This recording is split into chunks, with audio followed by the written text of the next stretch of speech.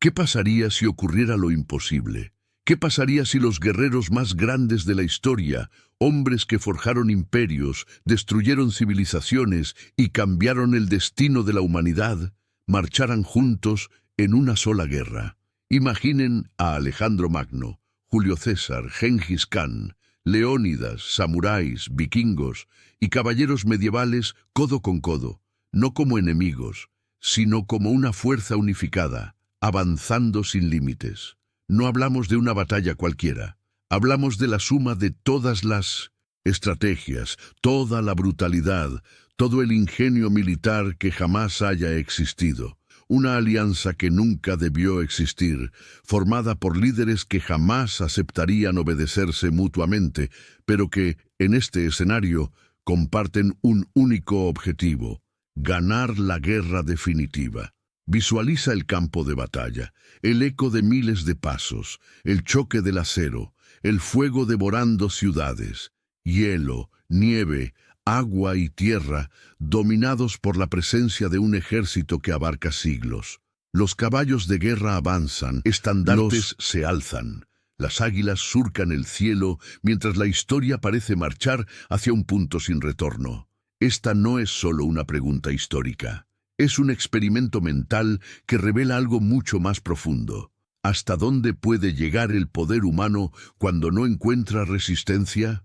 Si todas las mentes militares más brillantes lucharan juntas, ¿sería el mundo capaz de resistirlo? ¿O asistiríamos al colapso total de la civilización? Hoy te embarcarás en un viaje épico donde se entremezclan hechos históricos, hipótesis extremas e imaginación. Y al final de este video, una sola pregunta seguirá resonando: ¿sobreviviría el mundo a esto? A lo largo de la historia, los grandes guerreros y comandantes nunca han luchado juntos. Al contrario, muchos de ellos existieron separados por siglos, continentes, culturas e ideologías completamente opuestas. Algunos creían en el honor, otros en el terror. Algunos lucharon por imperios, otros por la fe, la libertad o la pura conquista. Imaginen ahora lo impensable, todos unidos bajo una sola bandera. Esta alianza sería, por su propia naturaleza, inestable y antinatural.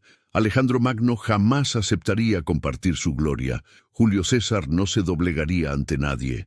Gengis Khan no reconocía límites morales ni políticos. Leónidas moriría antes que obedecer una orden que considerara indigna. Los samuráis seguirían el código del honor, mientras que los vikingos buscarían la gloria en la destrucción. Cada uno portaría no solo armas, sino también egos, creencias y visiones del mundo irreconciliables. Aún así, en este escenario extremo, algo los une: la guerra absoluta, un objetivo mayor que cualquier imperio individual. Por primera vez, la estrategia romana se fusiona con la velocidad mongola. La disciplina espartana se une a la furia bárbara. La fe, el miedo y la ambición caminan de la mano. El resultado no sería solo un ejército, sino una entidad viva, moldeada por los aspectos más violentos y brillantes de la humanidad. Pero las alianzas forjadas por la fuerza tienen un precio. La tensión sería constante. Cada decisión estratégica podría generar conflictos internos. ¿Quién lidera? ¿Quién decide el ataque final? ¿Quién recibe la gloria de la victoria?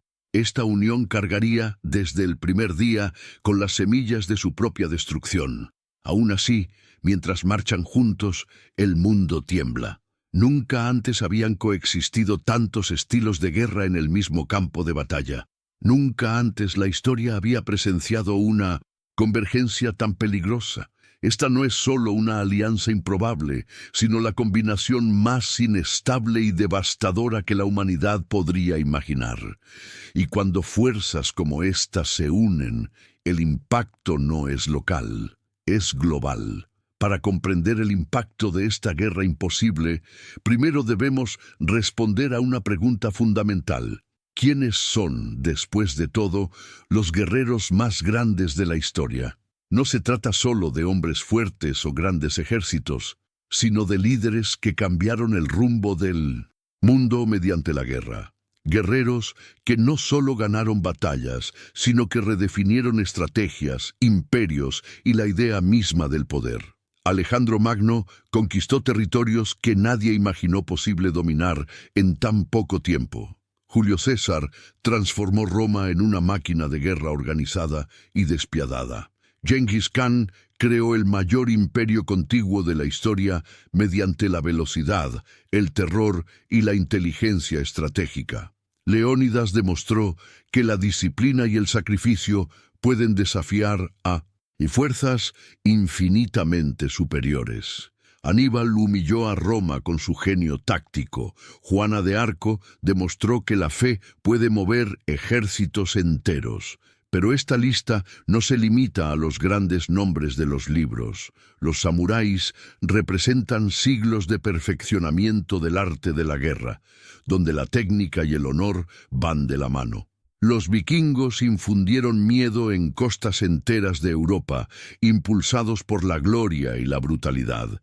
Bárbaros, caballeros medievales, arqueros, lanceros y guerreros tribales completan este mosaico de estilos letales. Cada uno de estos guerreros es producto de su época, su cultura y sus creencias. Algunos lucharon por la expansión de imperios, otros por la supervivencia, otros por la fe o la libertad. Al reunirlos, representan algo nunca antes visto, la suma de todas las formas de guerra que la humanidad ha creado. Juntos, estos guerreros simbolizan no solo la fuerza física, sino también la inteligencia, el liderazgo, el coraje y la destrucción a gran escala. Son el epítome de la capacidad de la humanidad para la conquista y la dominación. Y cuando nos preguntamos quiénes son los guerreros definitivos, la respuesta no reside en un solo nombre, sino en su fuerza combinada. Una fuerza tan poderosa que nos hace preguntarnos si el mundo podría resistirla. Alejandro Magno no fue solo un guerrero, fue la personificación de la ambición humana llevada al extremo. Siendo aún joven, asumió el mando de Macedonia y en pocos años conquistó territorios que se extendían desde Grecia hasta la India. Ningún otro líder de la antigüedad llegó tan lejos en tan poco tiempo. Su verdadero poder residía no solo en su espada, sino también en su mente. Alejandro entendía el campo de batalla como un tablero de ajedrez viviente, donde cada movimiento debía ser rápido, preciso y decisivo. Lideró desde el frente, luchando junto a sus soldados, inspirando lealtad absoluta. Sus hombres lo seguían no por miedo, sino por devoción. Esta capacidad para combinar una estrategia brillante con un carisma casi divino convirtió a Alejandro en un comandante temido y admirado. Sabía cuándo atacar con todas sus fuerzas y cuándo retirarse para atraer al enemigo a la trampa perfecta.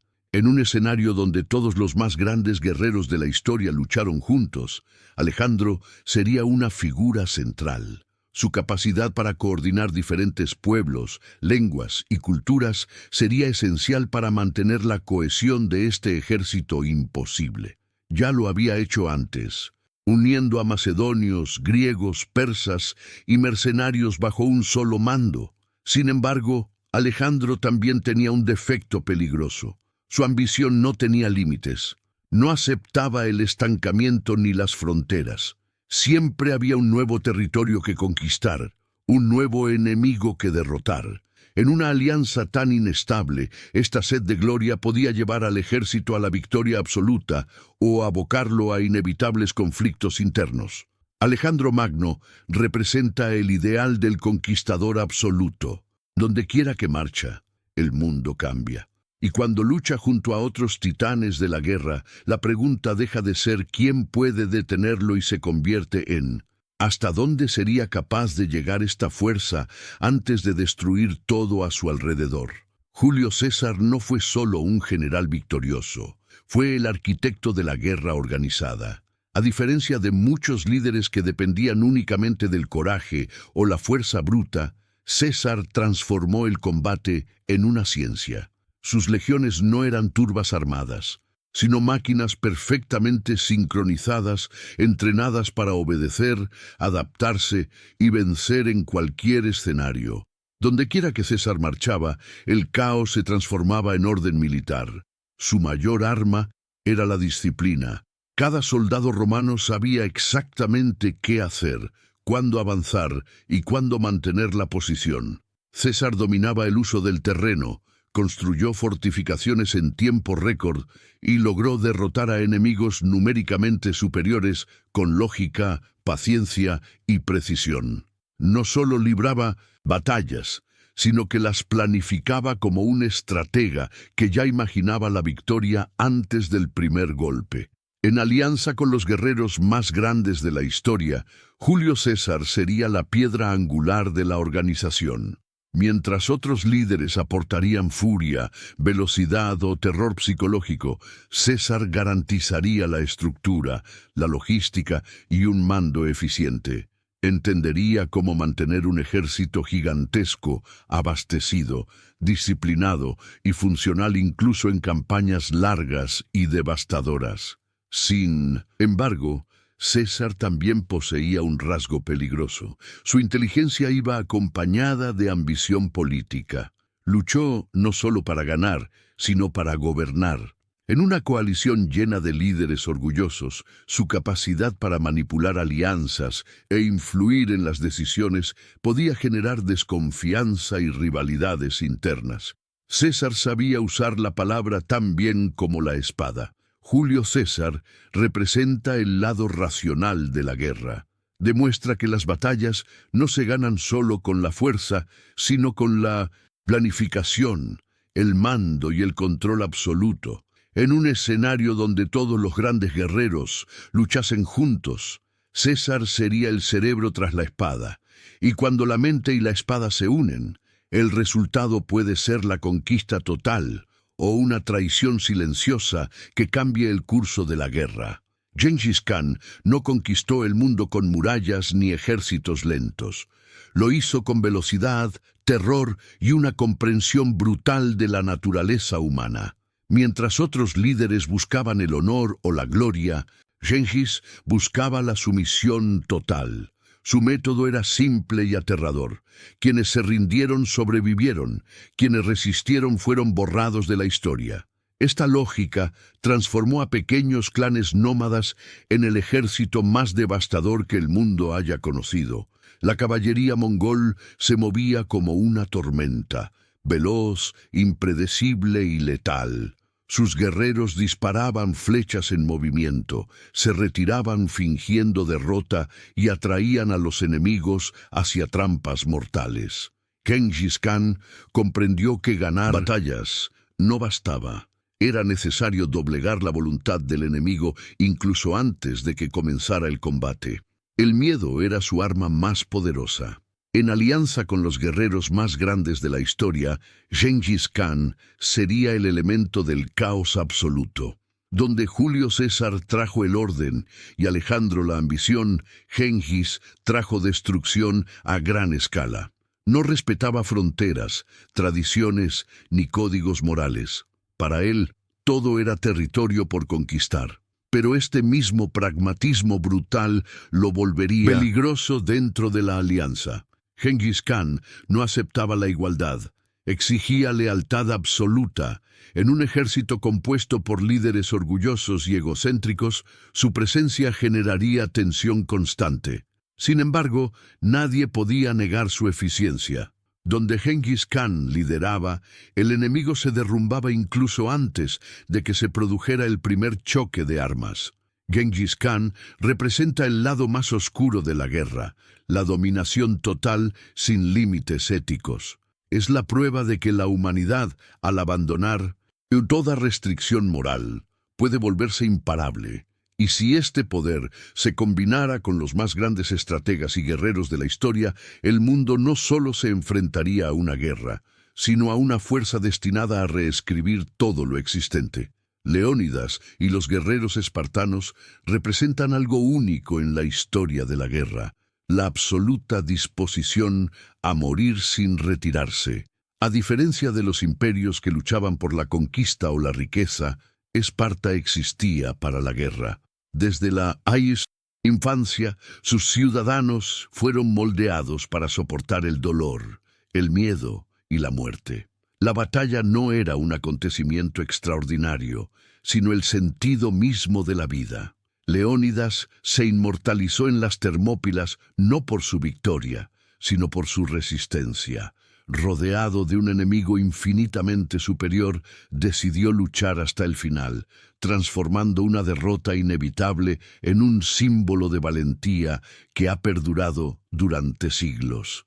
Su liderazgo no se basó en discursos grandilocuentes, sino en el ejemplo. Luchó en el frente, hombro con sus hombres, compartiendo el mismo destino.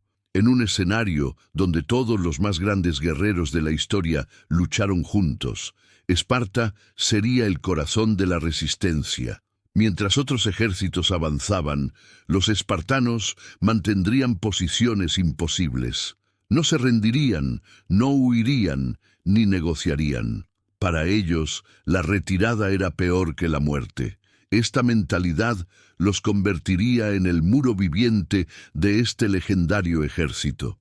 Sin embargo, esta misma rigidez podía generar conflictos internos.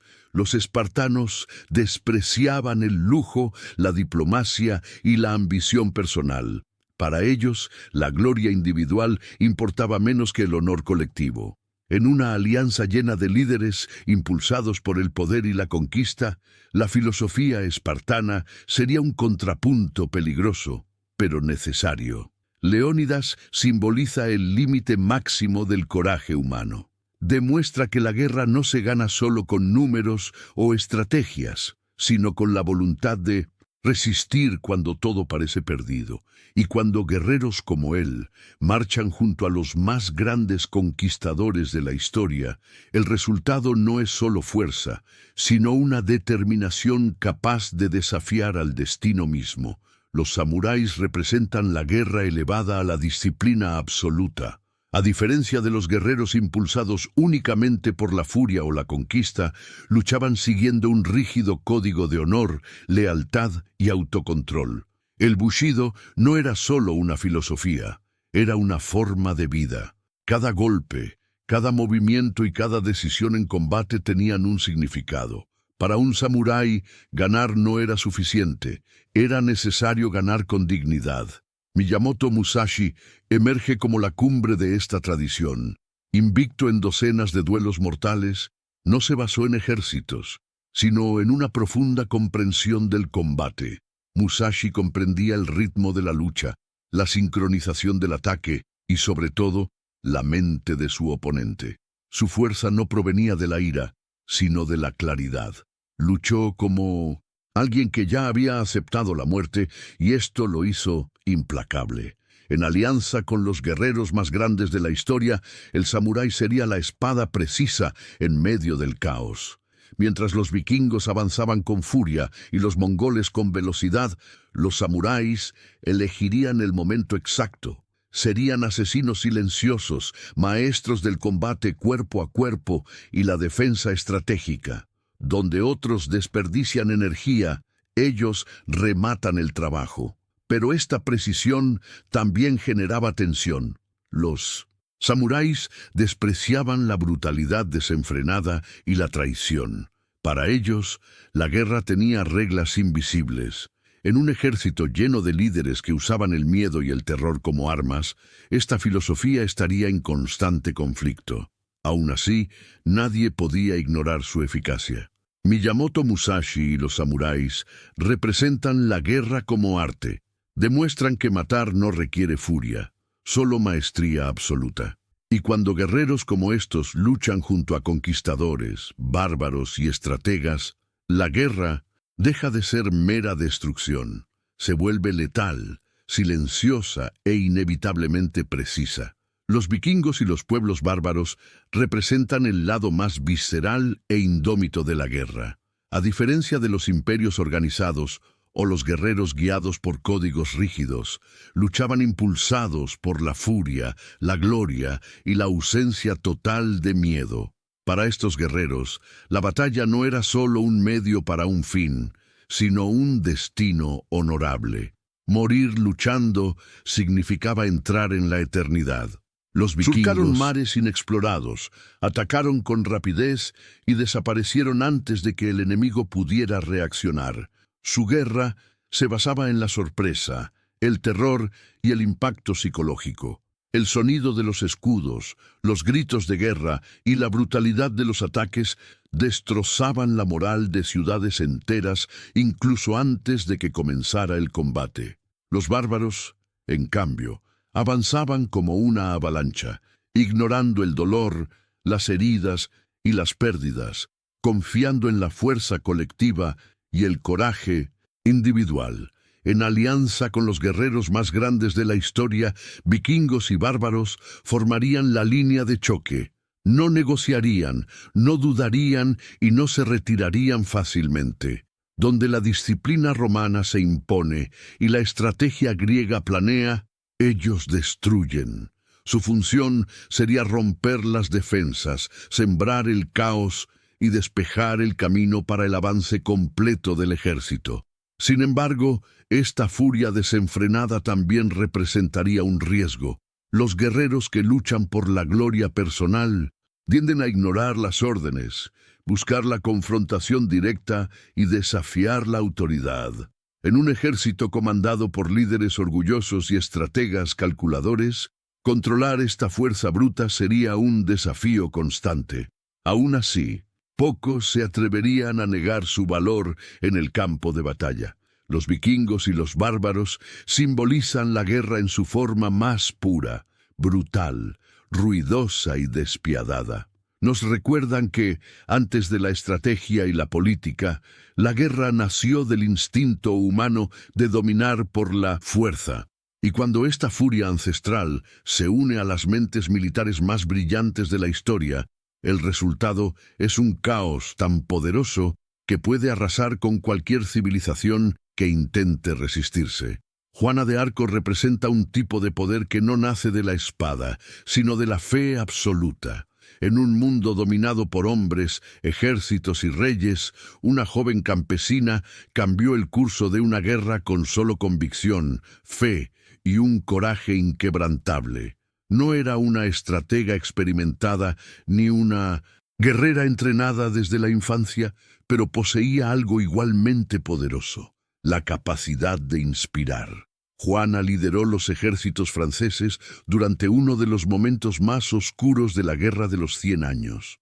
Su presencia en el campo de batalla transformó a soldados cansados en hombres dispuestos a luchar hasta el final. No comandaba desde el miedo, sino desde la esperanza.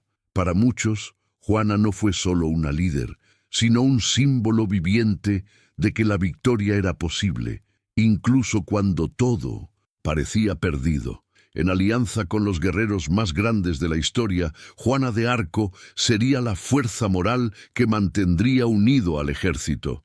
Mientras los conquistadores luchan por la gloria y los estrategas por la eficiencia, Juana lucharía por un propósito. Su fe podría sostener a las tropas exhaustas, elevar la moral en momentos críticos y transformar la derrota inminente en una resistencia desesperada. Sin embargo, la fe también es un arma peligrosa. Puede unir, pero también cegar. En un ejército compuesto por líderes pragmáticos, brutales y racionales, la devoción de Juana chocaría con la de quienes ven la guerra solo como conquista y dominación. Aún así, ignorar su impacto sería un error fatal. Juana de Arco simboliza la guerra impulsada por la fe. Demuestra que los ejércitos no ganan solo con la fuerza de la fuerza ni con la estrategia, sino con el propósito. Y cuando la fe se une a la furia, la disciplina y el genio militar, la guerra deja de ser una simple confrontación y física. Se convierte en una cruzada capaz de arrastrar al mundo entero al campo de batalla. Muchos historiadores consideran a Aníbal Barca el mayor estratega militar de todos los tiempos.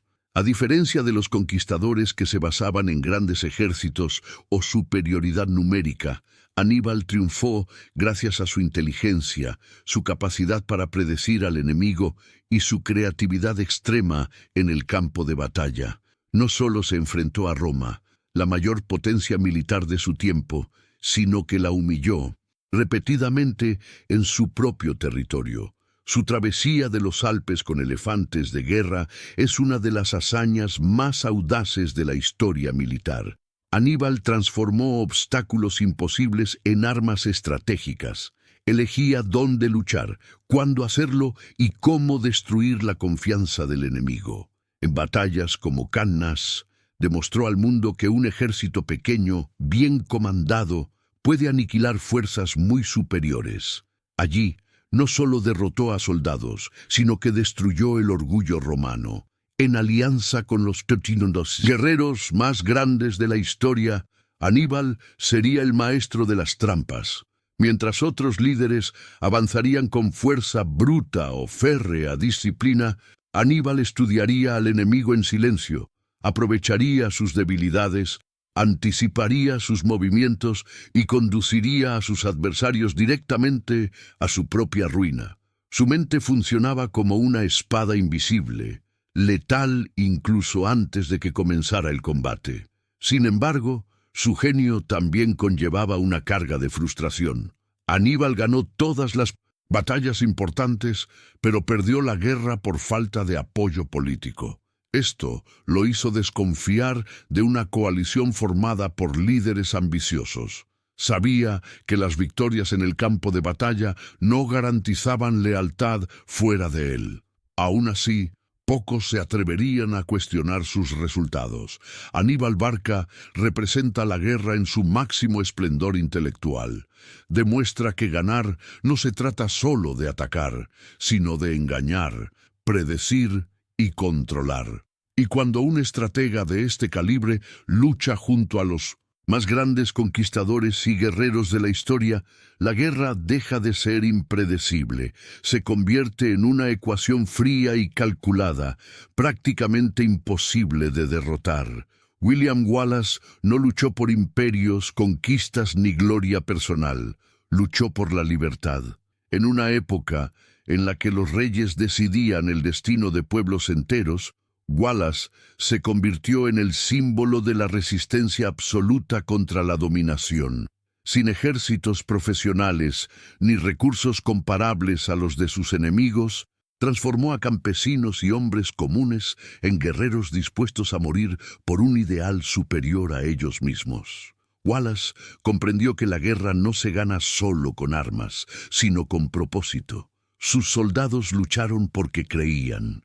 Sabían que perder significaba vivir de rodillas. Esta convicción hacía que cada batalla fuera desesperada y feroz. Wallace usó el terreno, la sorpresa y el coraje para enfrentarse a fuerzas superiores, demostrando que la determinación puede incluso equilibrar las guerras más injustas. En alianza con los guerreros más grandes de la historia, William Wallace sería la voz de la libertad en medio de la ambición. Mientras los conquistadores buscaban expandir territorios y los estrategas calculaban victorias, Wallace recordaría a los ejércitos por qué luchaban. Su presencia daría un sentido humano a la guerra, algo inusual en conflictos dominados por el poder y la dominación. Sin embargo, esta misma postura lo enfrentaría con líderes autoritarios. Wallace despreciaba a los tiranos y rechazaba la sumisión. En un ejército comandado por figuras como César o Genghis Khan, su lealtad no sería automática. Aún así, pocos podían negar su capacidad para inspirar a las masas y transformar la resistencia en ofensiva. William Wallace simboliza la guerra tal como surge del deseo de libertad. Demuestra que, incluso ante fuerzas abrumadoras, el espíritu humano puede negarse a rendirse. Y cuando esta llama de libertad se une a la disciplina, la estrategia y la brutalidad de los más grandes guerreros de la historia, la guerra deja de ser una simple conquista, se convierte en un levantamiento capaz de incendiar el mundo entero. Ahora, Imaginemos a todos estos guerreros reunidos no solo como aliados ocasionales, sino como un solo ejército marchando en perfecta sincronía. La estrategia romana, la ambición macedonia, la velocidad mongola, la disciplina espartana, la furia vikinga, la precisión samurái y la fe absoluta marchando codo con codo. Nunca en la historia de la humanidad se ha visto una concentración tan extrema de poder militar en un solo cuerpo de guerra. La fuerza de este ejército no residiría solo en el número de soldados, sino también en la diversidad de estilos de combate. Cada frente representaría una amenaza distinta. Mientras las legiones defendían el terreno, la caballería avanzaba. Mientras los bárbaros abrían paso a través de las defensas, los estrategas calculaban el siguiente movimiento. No habría descanso para el enemigo, ningún patrón predecible, ningún margen para la reacción. Sin embargo, unir semejante fuerza requeriría algo casi imposible: mando absoluto. ¿Quién daría la orden final? ¿Aceptaría Alejandro obedecer a César? ¿Aceptaría Gengis Khan las limitaciones estratégicas? ¿Aceptaría Leónidas la retirada? La mayor amenaza para este ejército no sería el enemigo externo, sino el conflicto interno entre líderes que nunca aprendieron a obedecer, solo a mandar. Aún así, marchando juntos, serían prácticamente imparables. Ninguna civilización estaría preparada para enfrentarse a una fuerza que domina todas las formas de guerra conocidas. Las ciudades caerían ante el asedio. Los ejércitos huirían ante la batalla. El impacto psicológico de esta alianza sería tan devastador como sus armas. Este ejército representaría no solo la suma de guerreros legendarios, sino la cima de la capacidad humana de destrucción. La pregunta ya no es si ganaría batallas. La verdadera pregunta es: ¿cuánto tiempo resistiría el mundo antes de sucumbir a una fuerza creada a partir de los aspectos más eficientes, brutales e implacables de la guerra?